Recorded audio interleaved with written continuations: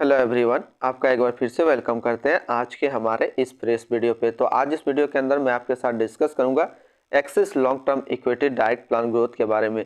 इसमें मैं आपके साथ डिस्कस करूंगा जो axis long term equity direct plan growth है उसने पिछले 1 साल, 3 साल, 5 साल या फिर एनुअल रिटर्न क्या दिया है, आज के डेट में इसका एक एनएवी का प्राइस क्या है, ये कितने स्टार रेटिंग म्यूचुअल फंड है, इसमें मिनिमम एसआईपी अमाउंट आप क्या लगा सकते हो, इसका फंड साइज क्या है।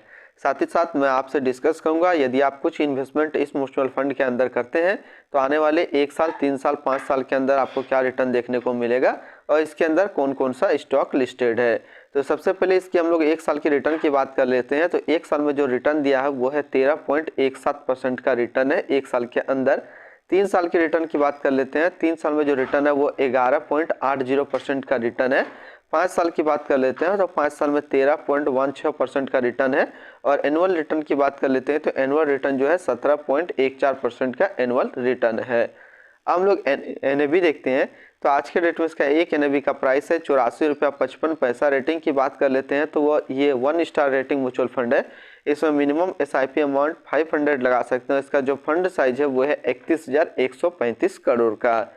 अब हम लोग रिटर्न कैलकुलेटर देखते हैं। रिटर्न कैलकुलेटर में देखेंगे यदि आप इस म्यूचुअल फंड के अंदर मंथली 5,000 रुपये का एसआईपी कर रहे हैं यानी 5,000 रुपया पर मंथ जमा कर रहे हैं तो आने वाले 1 साल, 3 साल, 5 साल के अंदर क्या रिटर्न देखने को मिलेगा। तो हम सबसे पहले हम लोग बात कर लेते हैं 1 साल का। तो 1 साल में जो आपका पैसा जमा होगा वो जमा होगा 60,000 रुपया, आपको मिलेगा 67,472 रुपया। 3 साल की बात कर लेते हैं तो 3 साल में जो आपका पैसा जमा होगा वो जमा होगा 1,80,000 रुपया, आपको मिलेगा 2,06,215 रुपया। 5 साल की बात कर लेते हैं तो 5 साल में जो आपका पैसा जमा होगा वो जमा होगा 3 लाख रुपया, आपको मिलेगा 4,14,086 रुपया। होल्डिंग की बात कर लेते हैं तो इसके अंदर जो टोटल स्टॉक लिस्टेड है वो 35 स्टॉक लिस्टेड है, जिसमें से टॉप 10 पे हम लोग नज़र डालते हैं तो टॉप 10 में पहला नाम आता है बजाज फाइनेंस लिमिटेड, दूसरा एवेन्यू सुपरमार्ट्स लिमिटेड, तीसरा टाटा कंसल्टेंसी सर्विस लिमिटेड, चौथा है नेस्ले इंडिया लिमिटेड, पांचवा इन्फो एज इंडिया लिमिटेड, छठा है टॉरेंट पावर लिमिटेड, सातवां है पिडलाइट इंडस्ट्रियल लिमिटेड, आठवां है Cholamandalam investment and finance company limited, नौवा है बजाज फाइनेंस लिमिटेड, 10वां है डेविल्स लैबोरेटरीज लिमिटेड। तो ये टोटल टॉप 10 स्टॉक इसके अंदर लिस्टेड है। ऐसे इस म्यूचुअल फंड के अंदर जो टोटल स्टॉक लिस्टेड है वो 35 स्टॉक लिस्टेड है। अब हम लोग रिटर्न एंड रैंकिंग की बात कर लेते हैं।